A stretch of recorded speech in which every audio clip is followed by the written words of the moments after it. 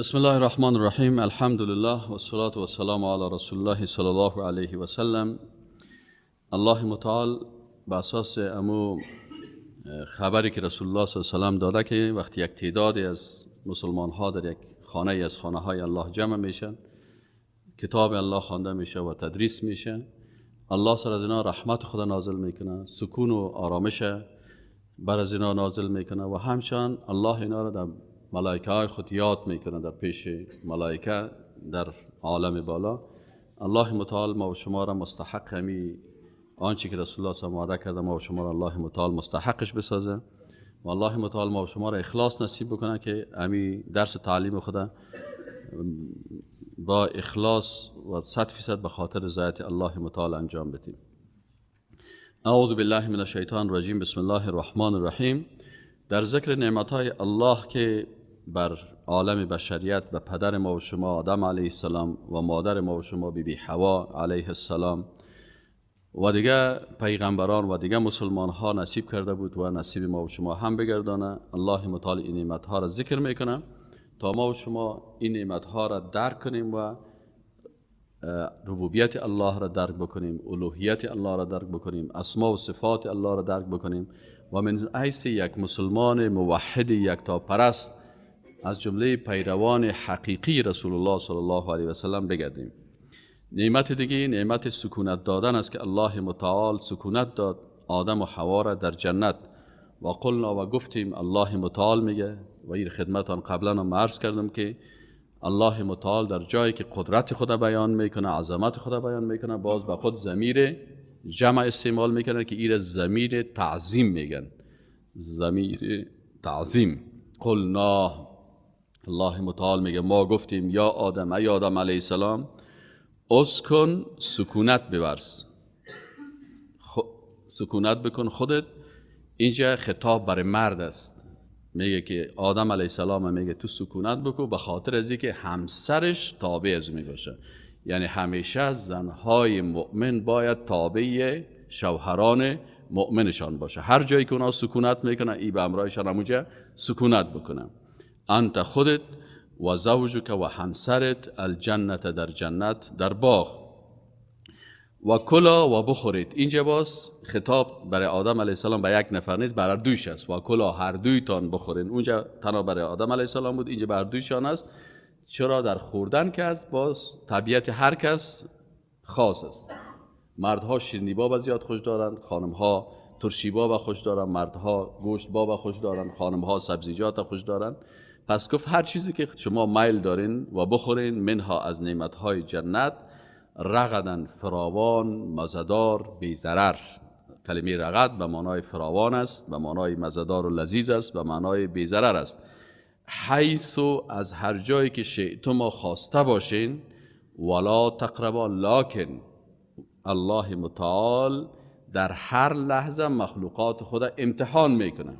اونجا ملائکه را، جنها را امتحان کرد، ملائکه کامیاب شدن، ابلیس ناکام شد. آل امتحان میکنه در هر لحظه، حتی در حالاتی که بسیار الله بر ما و شما نعمتها را میده، در عین اون نعمتها الله متعال امتحان میکنه که انسان باید همیشه منتظر امتحان الهی باشه. الله متعال برشان گفت که هزارها هزار قسم نعمتها و میوه ها در جنت است، از این هزارها هزار قسم بخورین. ولا تقربا، لکن نزدیک نشوین، هذه الشجره، به اینی نبات، به درخت. ابن کثیر رضی الله عنه که از مفسرین بزرگ است میگه که الله و رسولش تعیین نکرده که این چی بود این شجره، بنابراین ضرور نیست که در چیزی که الله و رسولش تعیین نکرده ما زیاد گپ بزنیم. المهم که در بین هزارها قسم نعمت، میوه و درخت و فلانی، از این یکیش نخورین، من حیث امتحان. فتکونا، پس شما میشین از من الظالمین، از جمله ظالمان. ظلم چیست؟ وضع شیء فی غیر محله، اگر یک چیز در غیر محلش میگذاری، این چی هست؟ این خلاف ورزی هست. آل ادب با پیغمبرها چی است که الله متعال میگه فازلهم الشیطان. اینجا ازله در زبان عربی به معنای لغزش است. مثل که یک مرتبه شما در یک جای میرین فکرتان نیم باشه یخ است، یک دفعه خطا میخورین میلخشین. پس الله متعال به خاطر که پیغمبرها معصوم هستند، متوجه هستند و ادبی که با اینا مراعات میشه، باز الله متعال میگه که اینا خودشان ای کار نکردن. آدم علیه السلام نکرد و بی حوا علیه السلام که در کتابای یهود و نصارا ذکر است که ای کار بی حوا کرد، ایر لغزان، ای هم نیست، دفاع میکنه از زن و حقوق زن و حقوق بی حوا. الله متعال میگه پس اینا را لغزاند یا لغشاند کی؟ از شیطان و شیطان آنها از جنت، فاخرجهما پس سبب شد برای خارج شدن از اینا، مما از آن چیزی که کانا بودن هر دویشان فیه در آن. اینال شیطان چون از اول تصمیم گرفته بود، ما در روز اول اگر فکرتان باشه و مسئله صحبت و خلقت آدم علیه السلام سرش در مقدمه گفتیم، بالاخره ابلیس خو گفت و الله گفت که من بنده ها تو را هر کسی را چی میکنم؟ از هر طرف در سرش حمله میکنم تا که بالاخره بلغزانم و ایره مثلا مبتلا بکنم به معصیت تو. اینچه شیطان کار خود کرد و آمد در آیت دیگه میگه که حتی قسم یاد کرد، جنگ فکری کرد، دید که به زور با آدم علیه السلام زورش نمیرسه، آمد قاسم هما برشان گفت که اینی لکم من الناصحین. و آدم و حوا چون نیده بودن که یک کسی یک مخلوق الله قسم بخوره، پس اینا باور کردن به می چیز ازی که البته قسم میخوره دیگه قدر نخواد دروغ بگویه. به هر صورت شیطان اینا رو لغزان و قلنا والله متعال میگه ما گفتیم اهبتو پایان شوین، فرو بروین، بعضکم بعضی از شما لبعض عضو بر بعض دیگه تان دشمن هستین، ولکم و برای شماست فی الارض در زمین مستقر جای استقرار، یعنی جای استقرار و بود باش شما در زمین هست، و متاع و این یک متاع یا یک نعمت است الی حین تا یک زمان که شما در زمین می باشین، باز بالاخره شما از زمین انتقال داده می شوین به محشر و به روز قیامت و به سرای آخرت. آل نعمت دیگه الله چی از با وجود ازی که آدم علیه السلام و بی حوا لغزیدن، لکن الله متعال در پالوی ازی که حاکم است، حاکمیت داره و قدرت داره، در وقت اشتباه الله متعال صفات دیگه خود الله میگه، الله تواب است، الله رحیم است، الله رحمان است. از این خاطر انسانی که از پیشش لغزش میشه نباید از رحمت الله ناامید باشه، از صفت توابیت الله ناامید باشه. پس الله متعال حالی که اشتباه کردن در اینجا چی میگه؟ نعمت دیگه الله هست که فرصت توبه هست و نعمت دیگه الله هست که الفاظ توبه را الله بر زنا تعلیم میده. فتلقا قرآن میگه که یاد گرفت آدم و آدم علیه السلام. بعضی از روایت است که باز بعضی مردم ها که زیاد افراط میکنن در شخصیت رسول الله صلی الله علیه و ما و شما باید، رسول الله هم گفته که مرا لا تطرونی، مرا زیاد توصیف نکنین، کما اطرت النصارى ابن مریم، مثل که نصرانی ها عیسی پسر مریم بسیار افرادی توصیف کردن و بالاخره گفتن که این فرزند الله است. نه، ولکن بگوین قول عبد الله و رسول، بگوین که ما محمد بنده الله هست و رسول الله هست. حالا ما و شما هم بعضی کسا داریم که افراط میکنن و میگن که باز اونجا یک خط دید آدم علیه السلام و باز اونجا شبود لا اله الا الله محمد رسول الله، باز گفت من به حق محمد مرا ببخشی گپاگم. این علمای محقق، محدثین، مفسرین نامه که این سخنای از اینا که است کلش موضوع هست، دروغی است، لا اصل له، اصل نداره. اصل چی است؟ اصل در قرآن است. قرآن از این چی میگه؟ فتلقا، پس یاد گرفت آدم و آدم علیه السلام من ربه، از پروردگارش چی رو یاد گرفت؟ کلمات، چند کلمه ای که او کلمات رو که یاد گرفته بود چی بود؟ ربنا ظلمنا انفسنا و ان لم تغفر لنا و ترحمنا لنکونن من الخاسرین. پس آدم علیه السلام و بی حوا از الله کلمات توبه را یاد گرفتن. پس گفتن که ربنا، ای پروردگار ما، ظلمنا، ما ظلم کردیم، انفسنا، به نفسهای خود، و ان لم تغفر لنا، و پروردگار اگر ما را نبخشی و ترحمنا و رحم نکنی بالای ما، لنکونن من الخاسرین، باز ما از جمله خسران کننده هستیم. الله متعال باز اینجا نعمت دیگه خدا چی میکنه؟ این نعمت است که الله متعال برشان این کلمات یاد داد. قرآن امیر میگه و ما و شما مؤمن بهی ما قرآن عظیم شان است، نه روایات دروغی و ساختگی و احساساتی و افراطی. ما و شما الله میگه فتلقا، پس یاد گرفت آدم از الله. چی رو یاد گرفت؟ کلماتن. و در آیت دیگه قرآن القرآن یفسر بعضه بعضا، قرآن بعضی دیگر این آیت دیگر تفسیر میکنه. آیت دیگر میگه کدام کلمات یاد گرفته بود؟ ربنا ظلمنا انفسنا و ان لم تغفر لنا و ترحمنا لنکونن من الخاسرین. مثل که الله متعال در قرآن برای ما و شما بسیار دعاها را در قرآن یاد داده. ربنا آتنا فی الدنیا حسنه و فی الاخره حسنه و قنا عذاب النار. میبینین دعای زیادی است در قرآن عظیم شان. پس اینا رو یاد گرفتن. فتاب، پس نعمت دیگه الله چی بود؟ نعمت پذیرش توبه هست که هم به آدم علیه السلام است، هم به اولادی آدم علیه السلام، به امت رسول الله صلی الله علیه و سلم. این فرصت هست، این نعمت است. فتاب علیه، پس قبول کرد الله متعال توبه آدم علیه السلام و از بیبی حوا علیه السلام. انه یقینا که الله متعال که است، هو التواب، او هست التواب، بسیار پذیرنده توبه، بسیار پذیرنده توبه است. از این خاطر بعد از هر گناه صغیرتن ولا کبیره، فکرتان باشه بعد از هر گناه صغیره و کبیره بالای انسان توبه فرض میشه. پس مجردی که از پیشت گناه شد عاجل باید چی کنی؟ توبه بکنی و باید نامید از رحمت الله نشی، به خاطر که الله التواب نگفت التائب، گفت التواب، بسیار پذیرنده توبه هست. و در پهلوی پذیرش توبه الرحیم، یعنی ذاتی که بسیار توبه را میپذیره و بسیار مهربان است بالای تو.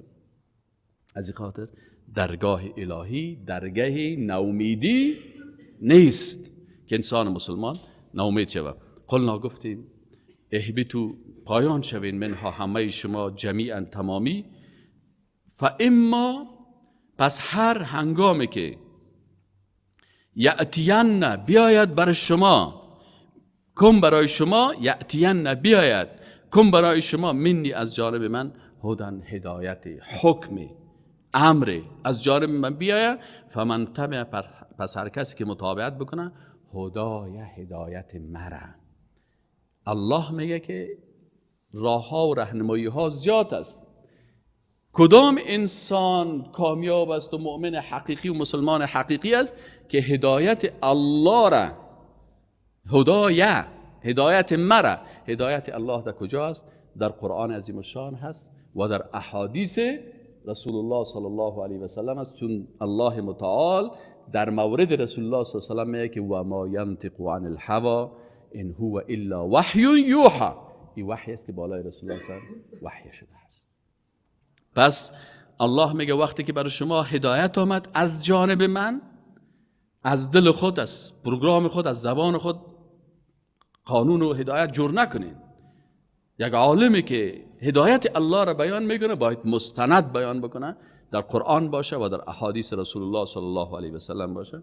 الله متعال میگه باز که اگر کسی هدایت مرا باز مطابقت کرد، فلا خوف علیهم ولا هم یحزنون، اینا از گذشته های خود ترس نداشته باشن چون الله پذیرنده توبه هست، و در آینده هم جگرخون نباشن، ولا یحزنون، و جگرخون هم نباشن. اما اگر کسی باز مخالفت هدایت الله را کرد، پوشاند حق و مردم به طرف باطل کشاند، والذین، و کسانی که کفر و کافر شدن، و کذبوا، اینجا تکذیب است، و تکذیب کردن آنچه را که رسول الله صلی الله علیه و سلم و سایر پیغمبران میارن، تکذیب میکنن به آیاتنا، به آیات ما.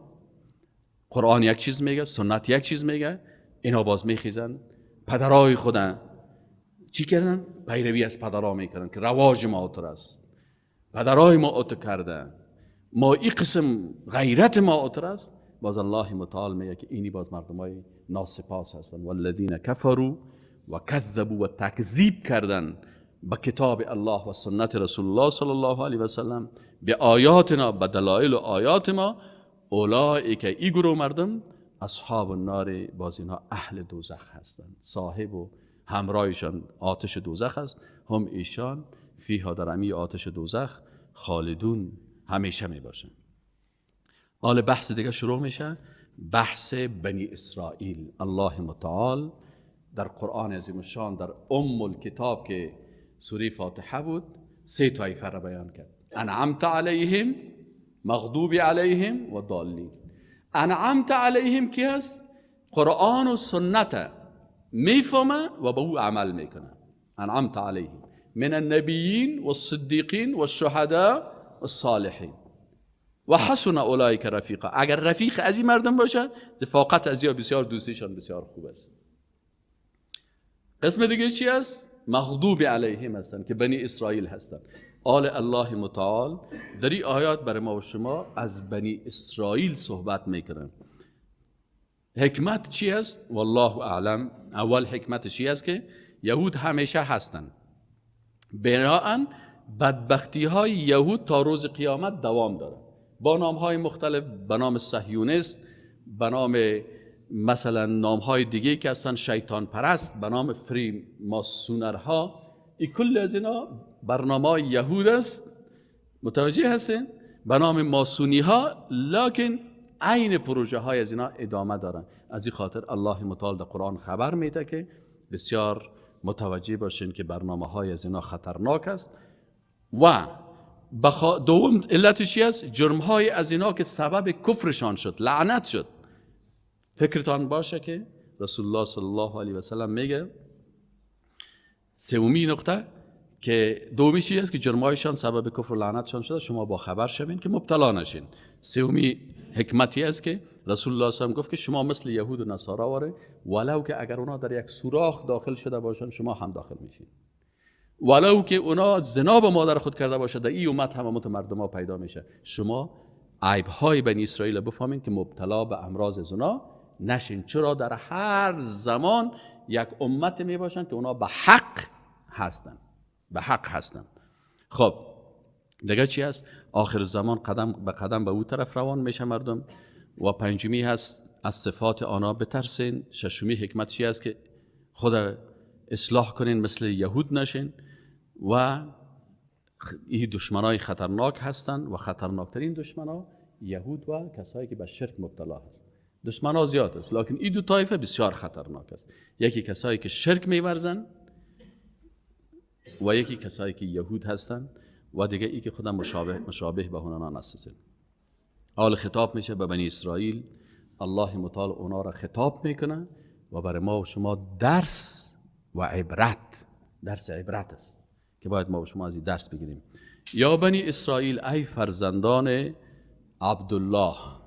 اسرائیل به معنای عبدالله هست. عبدالله لقب یعقوب علیه السلام بود. یا یعقوب نگفت، حکمتش که بندگی یعقوب علیه السلام بیان میکنه که ای فرزندان بنده الله که یعقوب بود. قال شما خدا میگی ما بنده الله هستیم. کجا بندگی الله را میکنین؟ شما اینی غلطی ها را میکنین. اذکروا یاد کنین نعمت های خود را، التی اون نعمت هایی که انعمت ما انعام کردم علیکم بالای شما، و اوفو و شما وفا بکنین به عهدی، به عهد پیمان من. عهد با الله چی بوده؟ اونا گفته بودن که لا اله الا الله موسی کلیم الله. لا اله نیست هیچ معبود قابل پرستش، نیست هیچ کسی که ذاتش عبادت شود. اله کی رو میگن؟ کسی که ذاتش عبادت میشه و قانونش تطبیق میشه. نیست هیچ کسی مستحق از که ذاتش عبادت شود و قانونش تطبیق شود الا الله، بغیر از الله.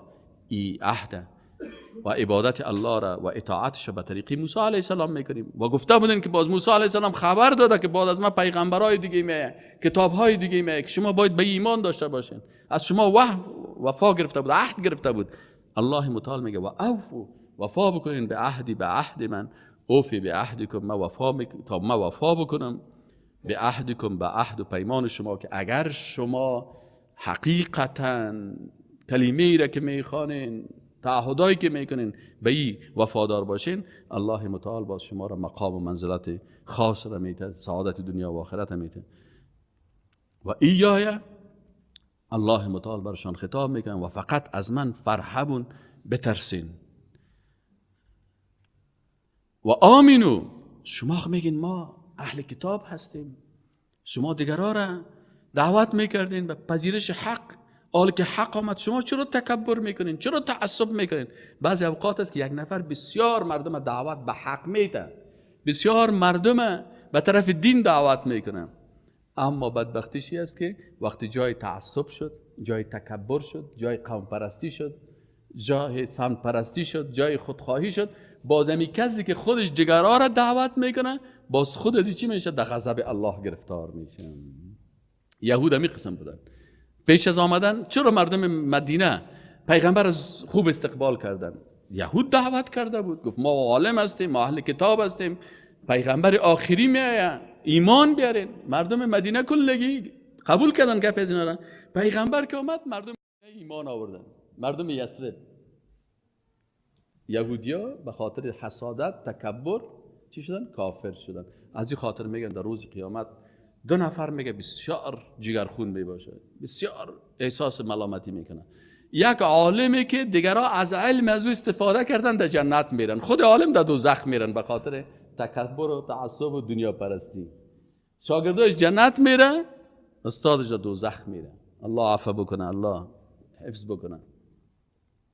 و یک تاجری که اولادهای از او از مال از او استفاده کردن، از میراث از او رفتن جنتی شدن، دیندار شدن، در عقیده توحید پیدا کردن، راه حق گرفتن، مال خود در راه الله مصرف کردن، اما پدر از اینا به خاطر حرامخوری و فریبکاری، به خاطر همون پیسه، پدر در دوزخ میره، اولاداش در جنت میره. میگه یکی نمی پیسه دار و یکی نمی عالم. همین دو طایفه میگه باز بسیار جگرخون می باشه که ما چی بدبختی کردیم.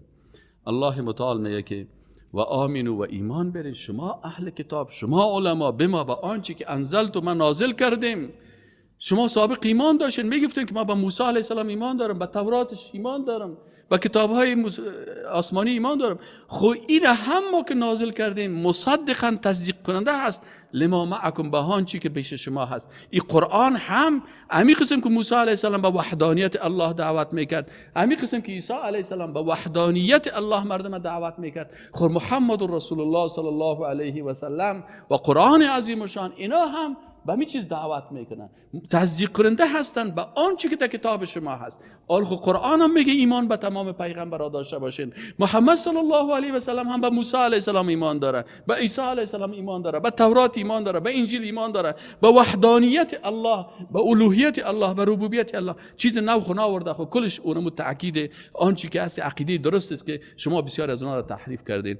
ایمان بیارین بما انزلت مصدقا تصدیق کننده لما معکم ولا تکونوا، و ما باشین شما علما، شما اهل کتاب، شما که دانش دارین و کتاب هم میخواین، اول کافرین به، اولین کافر شما نشین. این دیگه اگر جهالت میشه شما با اساس علم این کارا نکنین. مشکل دیگه شان چی هست؟ ولا تشتروا بیااتی ثمنا قلیلا. اکثرا علمایی که حق بیان نمیکنن، چرا به حق؟ اکثرا علمایی که حق بیان نمیکنن چرا بیان نمیکنن؟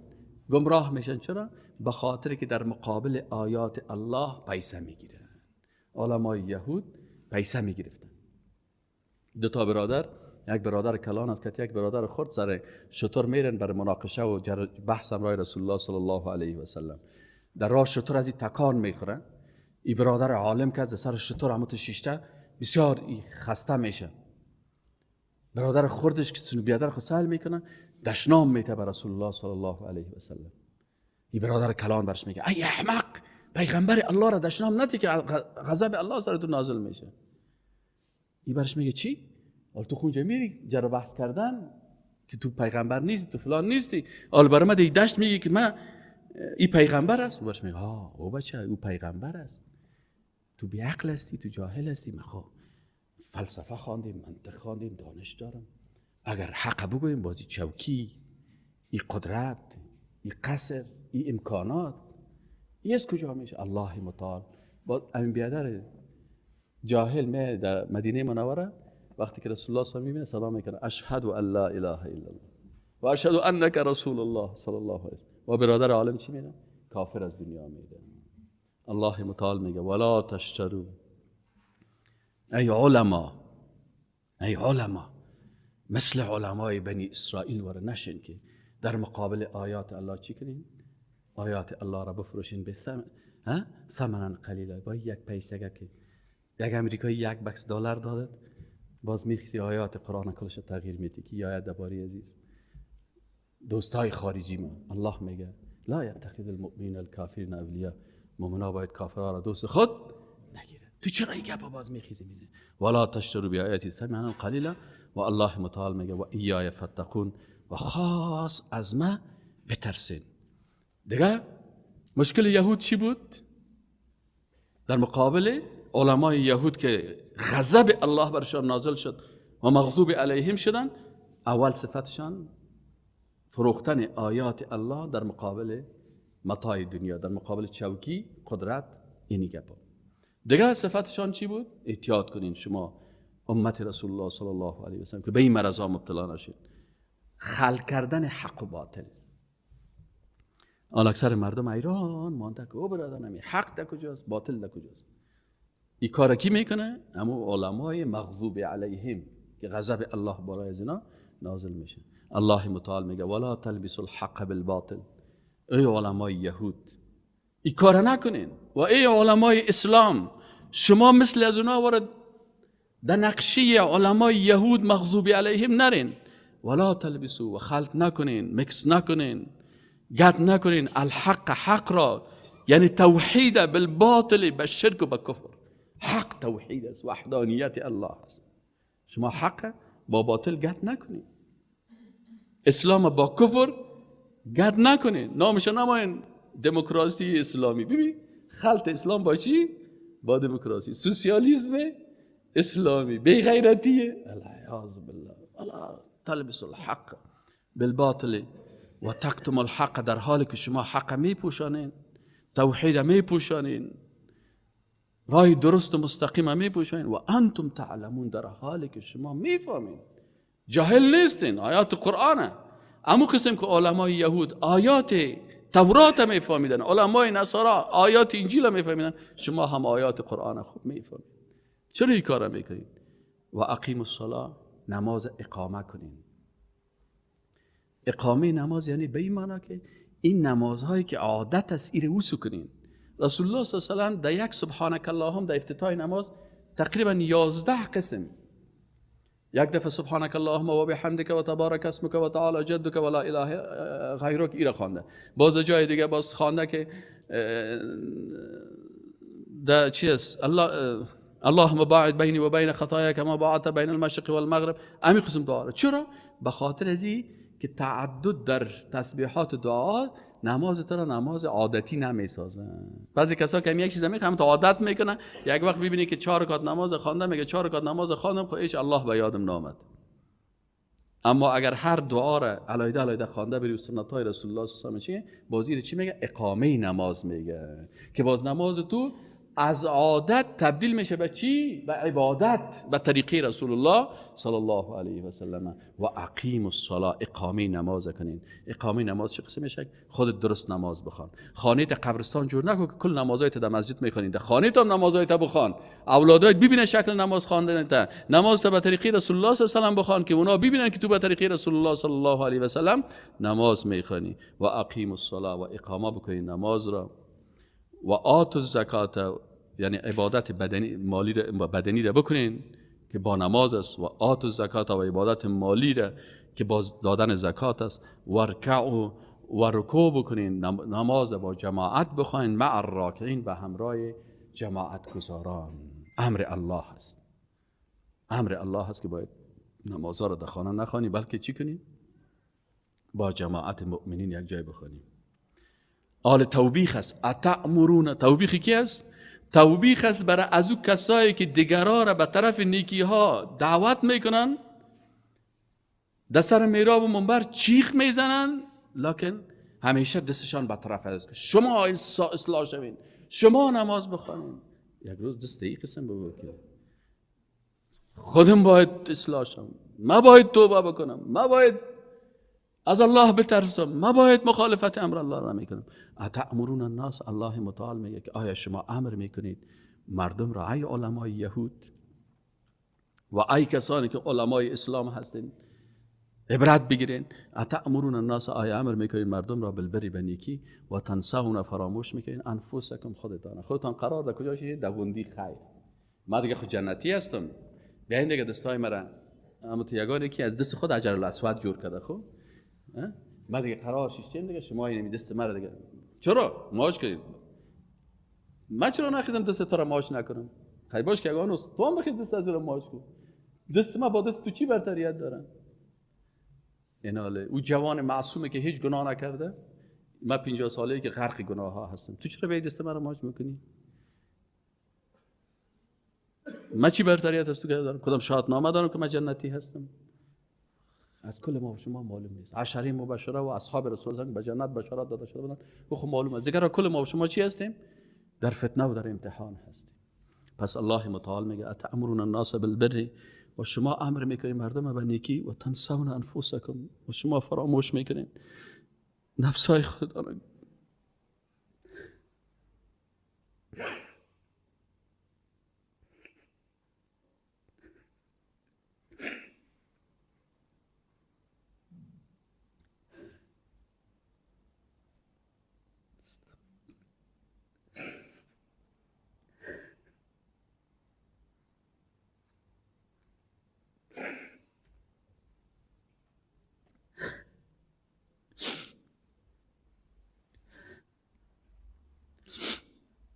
اتأمرون الناس، این استفهام توبیخی هست که شما امر میکنید مردم بالبر به نیکی و تنسون، و فراموش میکنید انفسکم، نفسهایتان را، و انتم، و در حالی که شما تتلون الکتاب، میخواین کتاب های آسمانی. افلا تعقلون، پس چرا از عقلتان استفاده نمیکنید و عقلتان در کار نمیبردید؟ واستعینوا بالصبر والصلاة، استعانت بگیرین به چی؟ در مصیبت ها و در سختی ها.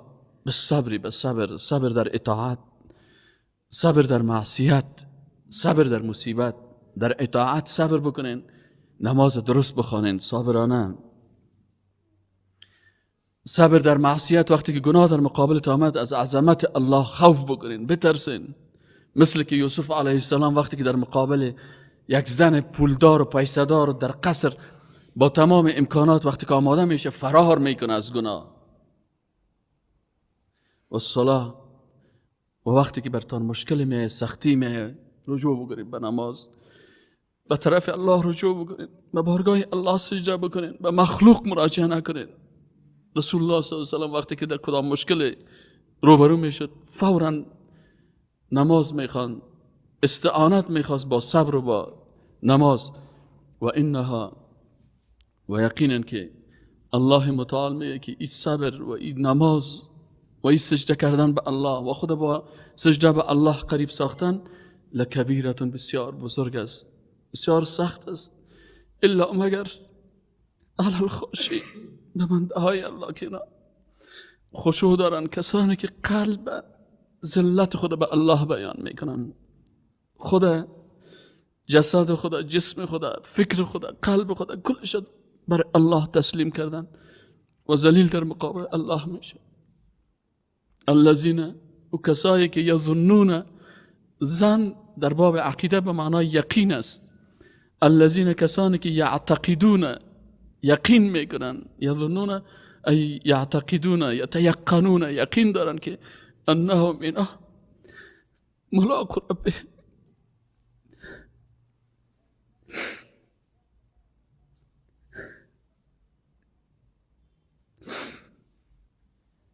با پروردگار خود ملاقات میکنن.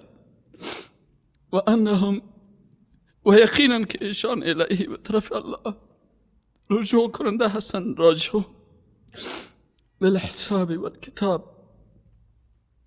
یقین دارن، ایمان دارن که روز قیامت است و در این روز در مقابل خالق یکتا ایستاد میشیم. و الله از یک عمل ما، از یک سخن ما، از یک پول ما، از یک لحظه عمر ما را الله محاسبه میکنه.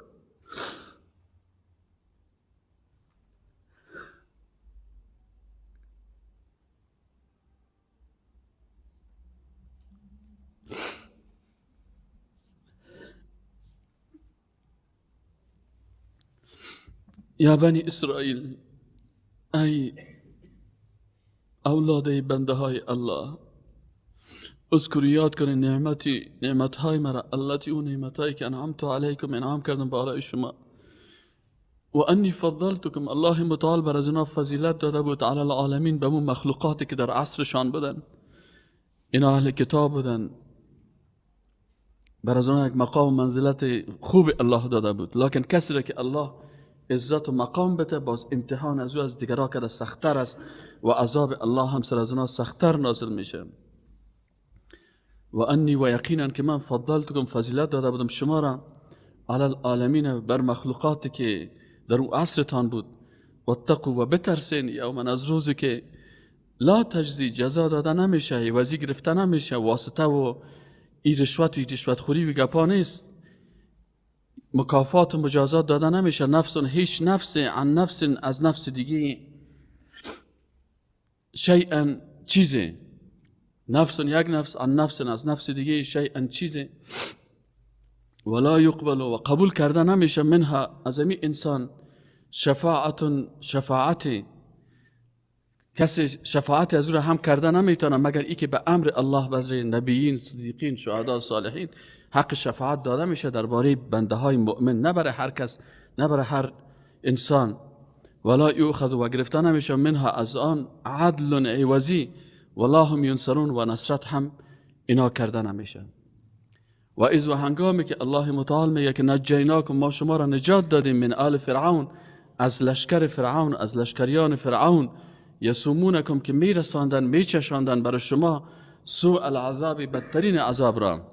این بدترین عذاب چی بود؟ که یذبحون نگفته، یذبحون گفته، یعنی با بسیار قسوت، با بسیار قساوت، با بسیار سنگدلی ذبح میکردن ابناءکم، فرزندان شما را، پسران شما را، و یستحیون، و حفظ میکردن و نگاه میکردن نساءکم، دخترها و خانمهای شما را.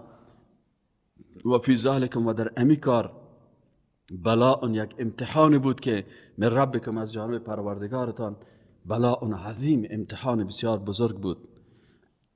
الله متعال این نعمتهای خدا بر از اینا بیان میکنه که از او حادثه خطرناک، از او لشکر خطرناک فرعون ما شما را نجات دادیم.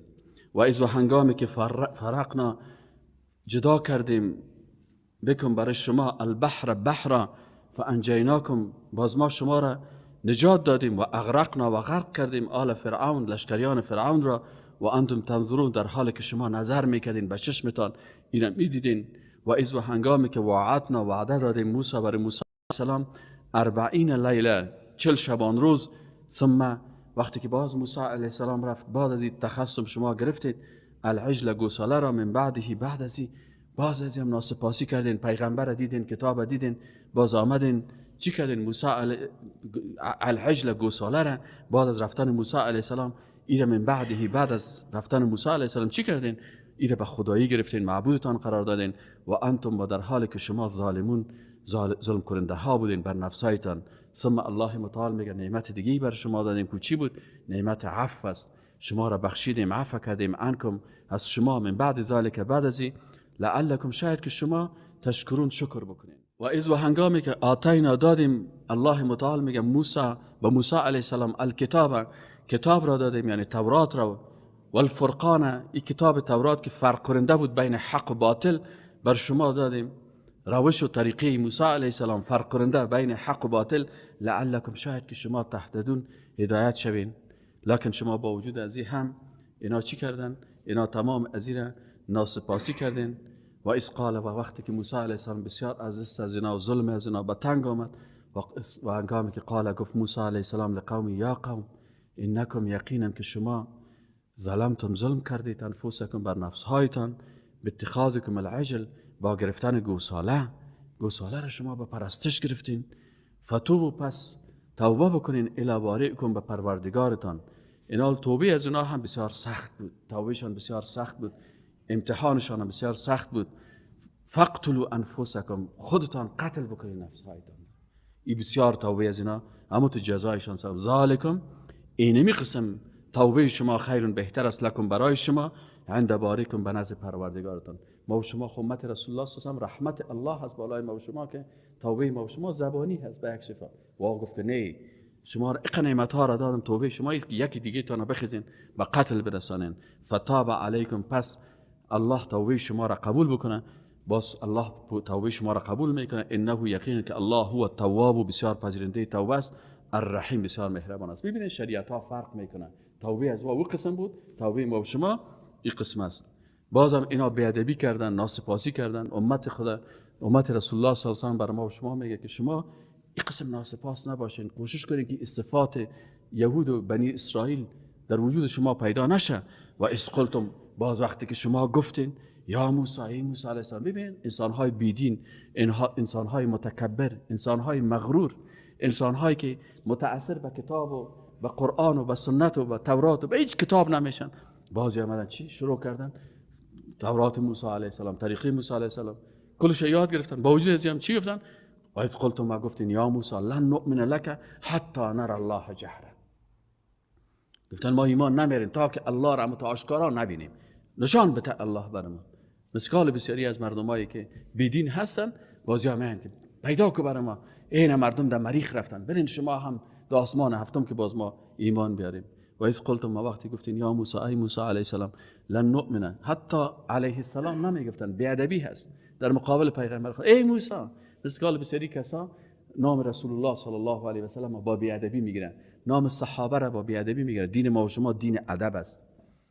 الله که میگیم الله سبحانه و تعالی، صحابه را که یاد میگیم صحابه، ابوبکر رضی الله عنه، عمر رضی الله عنه، تابعین که یاد میکنیم رحمهم الله تعالی، علمای بزرگ اسلام، ابو حنیفه رحمه الله تعالی، امام مالک رحمه الله تعالی، امام شافعی رحمهم الله تعالی، کل گیره چیست؟ دین ادب است. از اینا یادت بنی اسرائیل چی بود؟ بسیار بی ادب بودن. و اذ قلتم، ما گفتین یا موسی، ای موسی، نمیگه که ای رسول الله، ای پیغمبر الله، یا نبی الله، کاش که میگفتن. و بسیار بی ادبی. اصحاب رسول الله صلی الله علیه و آله همیشه رسول الله صلی الله علیه و آله به نامش یاد نمیکردن. چی میگفتن؟ یا رسول الله، یا نبی الله. متوجه هستین؟ و اذ قلتم، بسیار بی ادبی گفتین یا موسی، ای موسی علیه السلام، هرگز ما ایمان نمیاریم حتی نر الله جهره. این کلام کاری تا وقتی که ما الله را جهر نبینیم، آشکارا نبینیمشان. فاخذتکم الصاعقه، باز گرفت شما را یک صدای سخت، عذاب الله سرشان نازل شد. سر بی ادبا اما عذاب الله نازل میشه، ولی بسیاری کسا از پند نمیگیرن. و انتم تنظرون، در حالی که شما به چشمتان مشاهده میکردین. ثم، سپس بعثناکم، شما را دوباره زنده ساختیم، من بعد موتکم، بعد از مردنتان، لعلکم، شاید که شما شکر بکنید، لعلکم تشکرون، شاید که شما از این ناسپاسی دور شوین. و ظللنا، الله متعال دیگه نعمتهای خدا بر از اینا بیان میکنه. که چقدر نعمتها را الله برای انسان میته. انسان مسلمانی است که هر نعمت الله را درباره از فکر میکنه. یا الله چشم بر ما دادی، الله شکر. یک کسی بود که عمر رضی الله عنه در حرکت بود، در طواف میگفت اللهم اجعلنی من القلیل. عمر رضی الله عنه گفت که ای پاک تو چی میگی؟ اللهم اجعلنی من القلیل، اللهم اجعلنی من القلیل. گفت یا عمر، الله متعال در قرآن میگه و قلیل من عبادی الشکور، بنده های شکرگزار من چی است؟ بسیار کم است. ناسپاس بسیار زیاد است. اگه یک روز یک گندو قلبت معاینه کنه 60 دفعه برش تشکری میگه.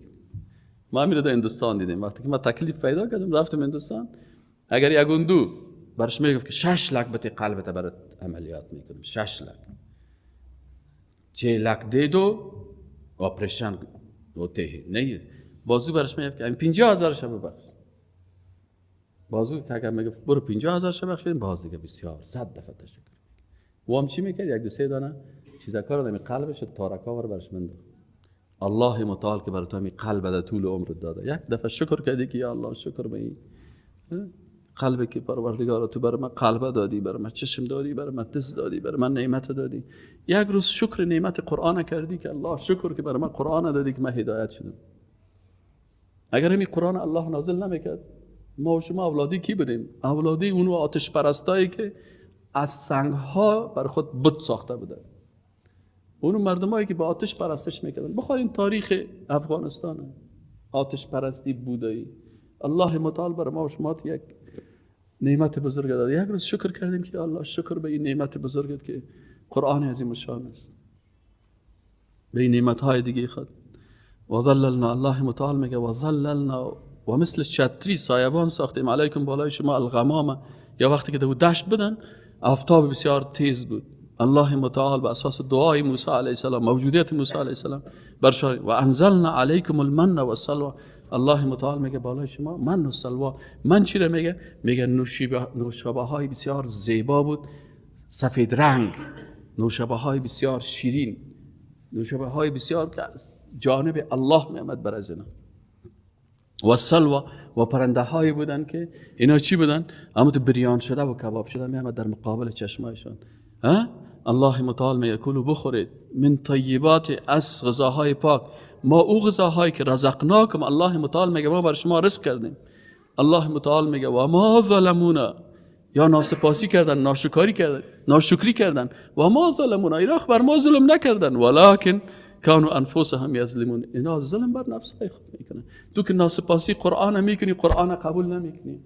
تو که ناسپاسی احادیث رسول الله را میکنی، صحیح البخاری را قبول نمیکنی، صحیح مسلم را قبول نمیکنی، ابو داود قبول نمیکنی، نسائی را که علماء اسلام صحابه کرام را کلش یک حفظ کردن و بر ما و شما در قلب های خود نقل دادن. باز علماء بزرگوار دیگه بخاری، مسلم، ابو داود، نسائی رحمهم الله جمیعا یا مردن یا در کتابا بر ما تو نقل. تو که شکر از این نمیکنی، الله متعال میگه و ما ظلمونا، و اینا بر ما ظلم نکردن، ولکن کانوا انفسهم یظلمون، اینا ظلمشان بالای کی بود؟ بالای نفس خود بودن که خود مستحق آتش الله قرار داده. و اذ، و هنگامی که قلنا، گفتیم برشان ادخلوا هذه القريه، داخل شوین در این قریه، فکلوا منها، پس بخورین، منها از این قریه، حیث شئتم، هر جایی که خواسته باشین، رغدن، با بسیار فراوانی. در قریه اینا را داخل کرد که اوجه تمام نعمتهای الله بود.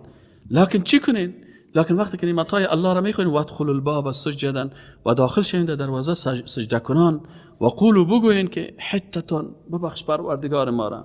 الله متعال بنده را خوش داره که استغفار میکنه، توبه میکنه و زبانش همیشه بخشش از الله میخواه. و بگوین که حتتون نغفر لکم، بگوین پروردگار ما را مغفرت کن، ما را ببخش، نغفر، تا ما مغفرت کنیم لکم برای شما خطایاکم، گناهان شما را. و الله متعال میگه و سنزید المحسنین، و ما برای کسانی که محسن هستن، نیکوکار هستن، شاکر هستن، الله میگه نعمتهای خدا رو هم بر از اینا بیشتر میکنیم. فبدل الذین، الله متعال باز میگه ای بنی اسرائیل بدبختیشان چی بود؟ احتیاط کنین که شما مثل از یاور ناسپاس نباشید. شما سخنان الله را، سخنای پیغمبر را به سخنای دیگه تبدیل نکنین، به بدعت ها و به شرکیات و به کفریات تبدیل نکنین. یا می کار کردن. فبدل الذین ظلموا، پس تبدیل کردن، الذین، کسانی که ظلم و ظلم کرده بودن، قولا، سخنانی را که امر شده بودن، غیر الذی قیل لهم، غیر از سخنایی که برشان گفته شده بود. ایوازی که شکر بکنن، سپاس بکنن، حمد الله را انجام بدن، سخنای بیهوده و بیجای دیگه گفتن. فانزلنا، الله متعال میگه پس ما نازل کردیم علی الذین ظلموا، بر کسانی که ظلم کردن بالای خود، رجزا، عذاب را من السماء، از آسمان، بما کانوا یفسقون، به سبب آنچه که اینا فاسق شدن، یعنی از اطاعت الله خارج شدن. الله متعال ما و شما را اخلاص حقیقی نصیب بکنه. الله متعال ما و شما را زبان شاکر، قلب شاکر. برادرای عزیز، شکر نعمتهای الله وقت میشه که هر نعمت الله را مطابق امر الله استعمال بکنی. چشمت اگر مطابق امر الله استعمال کردی، شکر الله را کردی. زبانت مطابق امر الله استعمال کردی، شکر نعمت الله را در زبان کردی. گوشت مطابق اگر مخالف امر الله استعمال کردی، ناسپاسی امر الله را کردی. الله متعال ما و شما را در جمله بنده های صالح خود حشر بکنه. اقول قولی هذا و استغفر الله لی و لکم فاستغفروه انه هو الغفور الرحیم.